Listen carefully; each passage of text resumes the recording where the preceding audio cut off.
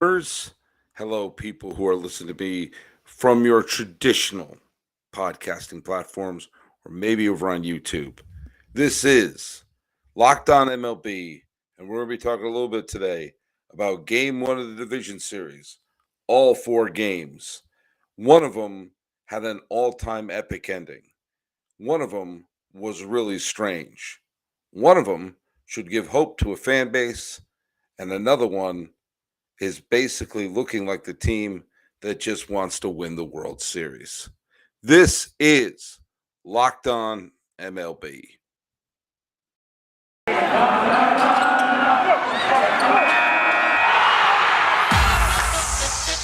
You are Locked On MLB.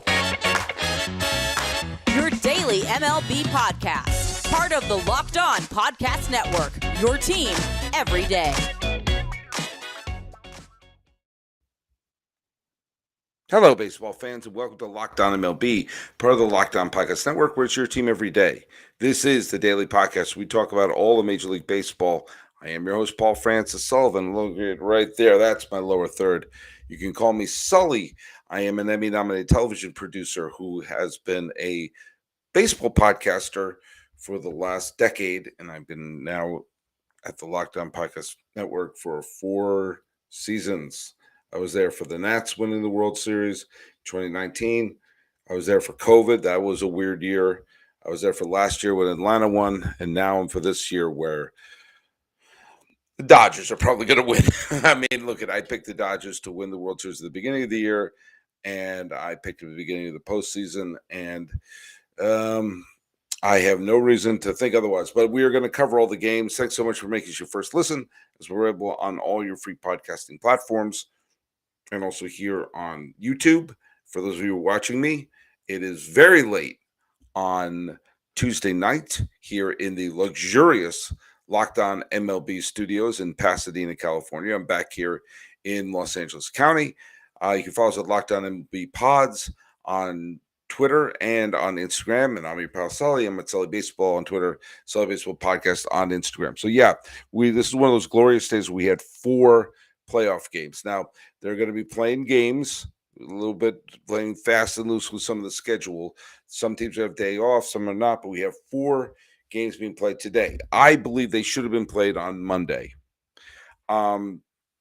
Yes, I know there's some logistics and everything like that, but I think that should be one of the incentives of trying to, clinch a wild card berth early, or win the wild card series early, or to avoid it altogether, is that you would have game 3 of the wild card series, and the very next day you have to play the division series. But they didn't do that, and here we are.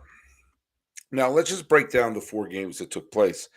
The first game was the Phillies versus Atlanta, the defending World Series champs. And although, Philadelphia stunned St. Louis, I I I think I predicted Philadelphia would get swept.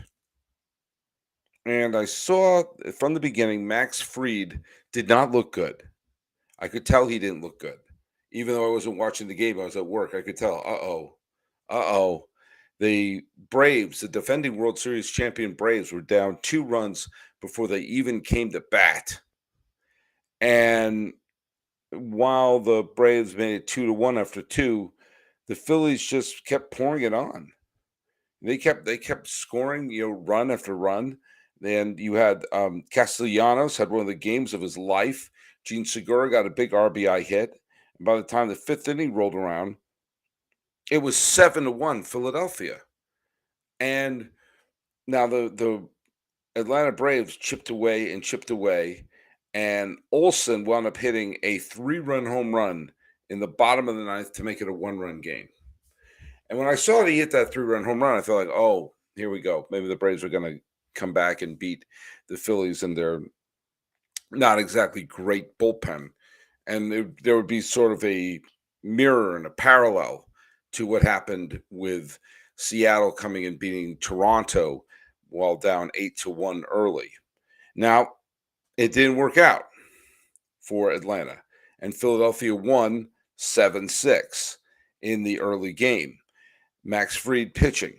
And one of the things that I thought that may give an outside chance to Philadelphia would be if they could steal a win in a game not started by Wheeler or not started by Aaron Nola, then maybe they have a shot. Well, that's exactly what they did. This is a game that Ranger Suarez started. He didn't get out of the fourth. He didn't pitch badly, but the Phillies have those two terrific aces who stymied St. Louis. And now each one of them is going to get a start, and they're already up 1-0. In fact, that start is today, this afternoon. Now, Kyle Wright had a wonderful, wonderful season for Atlanta, but all the pressure in the world is on him. Zach Wheeler, who did a fantastic job against the strong St. Louis lineup, they're going to hand the ball to him and inevitably take him as deep as they possibly can go. This is a calamity. This was a game that should have been the centerpiece of a bingo card for the Atlanta Braves because they had the pitching advantage, certainly over Ranger Suarez and the Philadelphia Phillies bullpen. This looked like a gimme. And instead, that home run came up just short.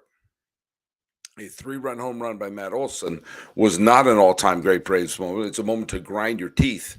Think like, if only we just held one of those rallies along the way, it would have been a tie game. So, big event going on for the defending World Series champions as they're facing Zach Wheeler tomorrow. My cousin Dave, who is a rabid New York Mets fan, sent me a text. I'm going to read the text, Dave. I hope I get permission to do this. Hey, it's David Samuel Blaine. He's in the chat if you're following us on YouTube. I'll get to you a second there, David. I'm reading a text from my cousin, David. He said, I have to get used to the new reality of the Major League postseason. The Phillies finished 14 games back, went 4-6 in their final 10 games, and yet here we are watching them club their opponent. Now, I understand what Dave is talking about here. You had two teams over 100 wins, and the Phillies were the team that just barely snuck into the postseason. And it's the Phillies who have put themselves in a position.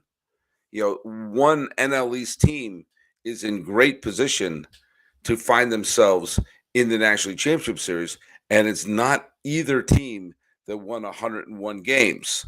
That's weird.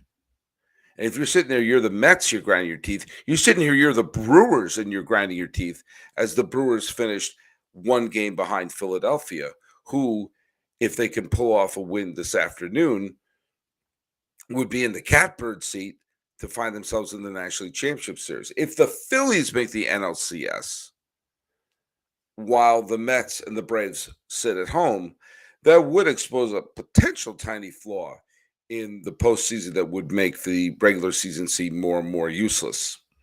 Now, I thought a narrative was building up for the day because when the Phillies took the big old lead and hung on against the defending champion Braves, and then Verlander wet the bed for Houston, I started seeing, maybe this could be the new sort of reality of Major League Baseball postseason, that it would be a disadvantage to avoid the wild card round because you had the Astros and the Braves were the first two teams to come back from their bye, and it looked like the starting pitchers looked awful. And it looked like the teams that played in the division, in the wild card series round, Philadelphia and Seattle, seemed sharper. They seemed more fresh. And even though neither one of them were starting a particularly very good starter, they were able to survive beating a much better team and potentially open up a pathway to the League Championship Series, where the visiting team, the team that actually had to play the extra series, had that advantage. And I started thinking, oh man, is this going to be a thing where teams want to avoid getting the bye because you come up so stale? And then Yordan Alvarez came up and said, "Hey, I have an idea. Why don't we just end all that nonsense of wanting to avoid getting a bye, and why don't we just make the fans in Houston quite happy?" Now, there was a little bit of craziness going on, and as it turns out, the Mariners tried to roll the dice and bring in defending Cy Young Award winner Robbie Ray, who didn't pitch particularly great against the Toronto Blue Jays, to come in and get the final out against Yordan Alvarez. And Alvarez wound up hitting a 3-run home run, just like Matt Olson hit a 3-run home run in the 9th inning. But there's a big difference. Matt Olson's team was down by 4. Alvarez's team was down by 2. And so I believe, I could be wrong, I'll have to look this up, but I believe this is only the 3rd time a playoff game has ended with a come from behind walk-off homer. And if that's the case, I think it's Kirk Gibson and Joe Carter. Now, there may be another one, but when the ball was coming to Alvarez, the team was 1 out away from losing, and then boom, boom, boom, boom. And suddenly, the Astros just stunned the Mariners. Everything was going right for the Mariners. Everything was going right. They didn't have the great pitching, but the bullpen, was doing the job. And they got, there's just, one of them, Munoz didn't pitch particularly well. But, they rallied the Astros rallied with 2 runs in the 8th and 3 in the 9th. But, Rodriguez got on base 3 times with a double and a triple. And then Crawford hit that big home run. And Raleigh got, again, a big hit. But here we go. Astros look really good. Astros look very, very, very good. And Alvarez got 3 hits, drove in 5 of the Astros' 8 runs. And here we are. Here we are. And when we come back from this little break here, I just want to talk to you about the fact that the Yankees and the Dodgers are answering some of their critics, especially the way the Yankees had played down the stretch. But I want to talk right now about Rhone. It's not just a river in Switzerland anymore. I sometimes have a little bit of trouble having comfortable dress shirts, having the ones that, you feel good about wearing, whether you're at work or whether you're doing an activity or going outside. And you know what? It's time to talk about the Rhone Commuter shirt, one that you can wear at work or doing an activity elsewhere. The dress shirt was due for radical reinvention, and Rhone stepped up to the challenge. Rhone's Commuter shirt is the most comfortable, breathable, and flexible shirt known to man, and here's why. Rhone's comfortable 4-way stretch fabric provides breathing ability and flexibility that leaves you free to enjoy what life throws your way, from your commute to work to 18 holes of golf. And Lord knows I play my share of golf.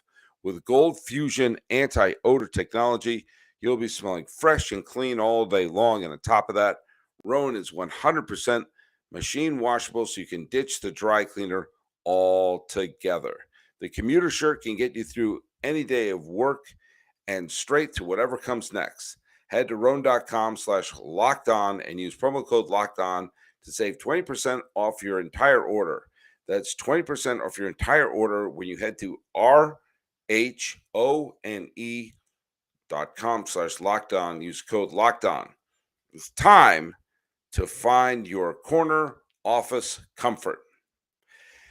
Before the Yankees started their series with the Guardians, I made a couple of points. And by the way, I see the beautiful child and David Samuel Blaine are sending me messages in the text.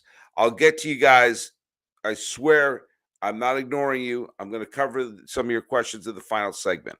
I just want to say that before the Yankees Guardian series began, I said there's a couple of factors that will tip the series one way or another. And I said whoever wins game 1 is probably going to win the series. I did not agree with starting Garrett Cole in game 1. He has shown he's come up small in some big games. And I thought Nestor Cortes Jr. would be a better way to go. Also, I think it's clear that if the Yankees want to win the series, they have to, and did I mention have to, have someone other than Aaron Judge contributing offensively. We've seen this happen this year. There are times when the Yankees offense sputtered, and the only remotely usable hitter has been Judge in some of those situations.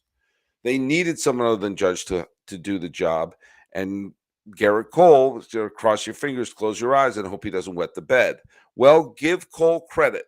He let up that home run to Kwan early on, and then Cleveland loaded the bases with one out, and it looked like he was on the ropes. It looked like the Guardians were going to get a big hit, and this was going to be that one inning that Cole spirals out. But he got out of it. And then Harrison Bader hit the home run to tie it, and then they rallied to take the lead, and then Anthony Rizzo hit the home run, and then there really wasn't any offense the rest of the way. You know, they really didn't have any offense the rest of the way, and the Guardians lost 4-1 to the Yankees. If you're a Yankee fan, you've got to feel really good about what happened tonight. You got good Cole. You've got people. I mean, Judge had he was a non-factor, struck out a few times, and the Yankees were able to work around a kind of error and the utter confusion of Josh Donaldson having that ball ricochet off the top of the wall where everyone thought it was a home run. And as it turned out, it was it bounced into play. Donaldson went into the home run track, got tagged out. That looked like that was going to be a moment where, oh boy, the Yankees are going to wet the bed. Give Kiner Falefa some credit. When he got that hit and it was botched in right field, he went first to third, and I was able to score on a sac fly. So Yankee fans, be happy that they got production from Kiner Falefa, for goodness sakes. The home run from Anthony Rizzo, the home run from Harrison Bader, and maybe you've got good Garrett Cole this time. You got Nestor Cortes. Now, there's a day off today, and then they play the next day, but they may not even play the next day because the weather's supposed to be garbage, which does work a little bit against the Yankees because that allows Shane Bieber to have one more day of rest. But that being said, there was a potential nightmare that could have happened to the Yankees if Cleveland got a big hit with the bases loaded. They didn't, and the Yankees are still in very good shape. Meanwhile, you have the Dodgers. And the Dodgers came out hot with a Trey Turner home run. Urias looking good on the mound. Clevenger letting up big hit after big hit. Dodgers went up 5-0. Now, Will Myers and Manny Machado and the Padres, they did manage to make it interesting. They made it 5-3. And the Padres bullpen was excellent. But the fact of the matter is this. The Dodgers have the Padres number. The Dodgers want to win this. Obviously, all the teams want to win it, but there's a certain mission that's going on with this Dodger team. And they just look better. Now, the Dodgers play again, and the final score was 5-3. And, give the Padres credit. They kept the Dodgers off the scoreboard after the third. They turned it into a game. They got the go-ahead run was up at the plate late in the game. But in the end, Chris Martin got the save. And good on Dave Roberts for something, too. Dave Roberts left Kimbrel off of the playoff roster. Kimbrel wasn't very good down the stretch. Kimbrel wasn't an effective closer, I meant to say. And if they're not going to use him, they're not going to go by the tyranny of the save or by thinking like, oh, well, he's an experienced closer, got to go with him. No. You're going to mix and match the way that they should. And Chris Martin got the save. And with that, the Dodgers held serve and have the home field advantage and will go on. And you have a tremendous pitching matchup tomorrow with Yu Darvish versus Clayton Kershaw. Now, Darvish is the Padres' best hope to sneak a win in. And yes, I know people roll their eyes about Kershaw, and he has I'll just say he has a checkered postseason past. But I just think the Dodgers are in complete control of this. And those are the two games we have today. We have Wheeler pitching against Wright in the afternoon game as the Phillies want to take a 2-0 lead over the defending champs. And the Dodgers, well, they're throwing Kershaw against Darvish. If the Braves lose tomorrow, this is just going to open up a pathway to the World Series through Los Angeles that, quite frankly, I don't see anyone stopping, no matter how much energy they use. And if they use all this energy, they're going to need something to replenish that energy. And let me tell you something.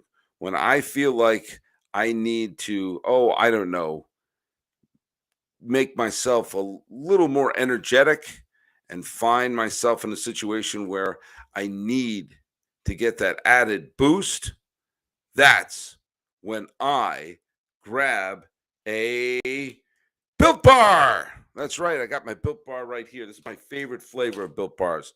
My favorite flavor of Built Bar is the raspberry because it's covered in 100% chocolate. Raspberry is my favorite flavor. I like that tanginess that goes along with it. But there's new flavors coming out. If you haven't tried the Built Bar Puffs yet, you're depriving yourself of such a great Built Bar. There's a new flavor, indulgent cookie dough, covered in chocolate, and it's fantastic. The cookie dough chunk puffs have a light and chewy texture. Oh, they're so good. Real cookie dough chunks rivals the raspberry, and all the joys of eating cookie dough without the hassle of making it. And it's healthy for you. Now, cookie dough chunk puff have only 160 calories. They have a whopping 16 grams of protein in them. Run to built.com and snag a box for you and your family. It'll be the perfect treat. Or you can have a really good hiding place to keep it for yourself. Like all Built bars, the new cookie dough chunk puff is covered in 100% real chocolate. That means they're healthy and tasty. Chocolate covered cookie dough with light, fluffy texture. It's so good. And that's what's great about Built is that all of their bars are made with collagen protein, which your body absorbs more efficiently and provides tons of health benefits. Eat something that tastes good and is good for you. Now, you're going to love the new cookie dough chunk puff, whether you need a snack for your workout, a late night treat, or you just need to grab a quick bite. Built is the perfect protein bar, and they taste better than a candy bar. Ditch the calories and fat and sugar. Get yourself a Built Bar. Go to Built.com. Use promo code LOCK15. Get 15% off your order. Use promo code LOCK15 to get 15% off your order from Built.com. Okay, let's take a look at some of the things that are being put in here. Some of the borderline non sequiturs. The beautiful child is here. How you doing, beautiful child? He's asked me if Joey Votto is a first ballot Hall of Famer. I don't know about first ballot. I think that it's going to be he's going to eventually get into the Hall of Fame. My buddy David Samuel Blaine says Dodgers are now in playoffs for the NLDS Championship Series. Yeah, I think that if they win this game and the Phillies manage to eliminate the Braves, there is an absolute clear path for the Dodgers to get all the way back to the World Series. So there you go.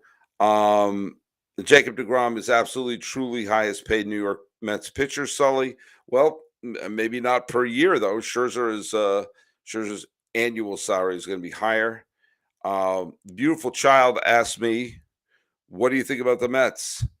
I think that they had a wonderful season, and I think they came up just short.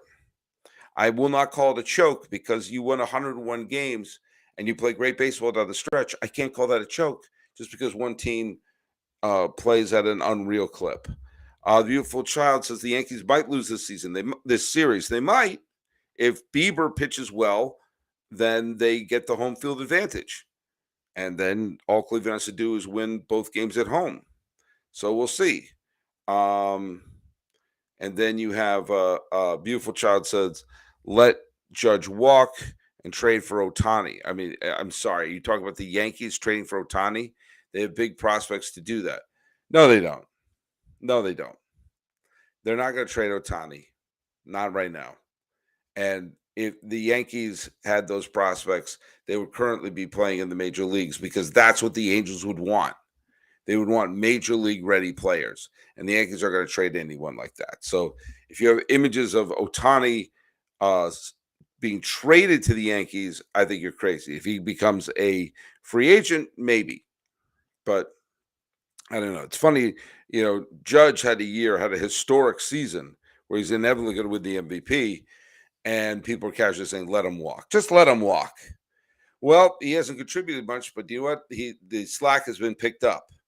And quite frankly, it looks like some of the teams dusted themselves off. We're going to see what happens tomorrow. If the Phillies can continue to put the pressure on the Braves, then we may not see back-to-back championships in the National League for the first time since the Reds of 75 and 76. The Dodgers look so good. And the Yankees look like the Yankees from the first half of the season again, instead of the team that was stumbling and bumbling through October. And the Astros, yikes! If they can win a game where they weren't leading at any point of the game, and Justin Verlander, their Cy Young contender, looked bad, and still walk away with a W, it's looking good to be an Astros fan. But hey, thanks so much for listening. Let's see if there's anything left in the comment section to talk about. The beautiful child is just talking about. But I talked about Buck Showalter and the Joe Musgrove thing. I think it was showmanship. Buck needed to do something to try to slow him down. I don't blame him. Are the San Francisco Giants going to get Aaron Judge? Maybe. I can't see the Yankees letting him walk. I just can't. I don't think he's going to get a 9-10 year deal, but I can't see him walking. And maybe, I could be wrong. But in the end, the Yankees are a very sentimental organization. All right. But I'm a sentimental podcaster, and I need to get a little bit of rest tonight because we got 2 more games coming tomorrow. We're going to see how everything unfolds. So go to Locked On MLB Pods on Twitter and on Instagram. And I am your pal, Sully. I'm at Sully Baseball on Twitter, Sully Baseball Podcast on Instagram. Talking about Game 1 of the division series. We got 4 games that were in the can today. It was a lot of fun. This has been Locked On MLB. I'm your host, Paul Francis Sullivan. Please call me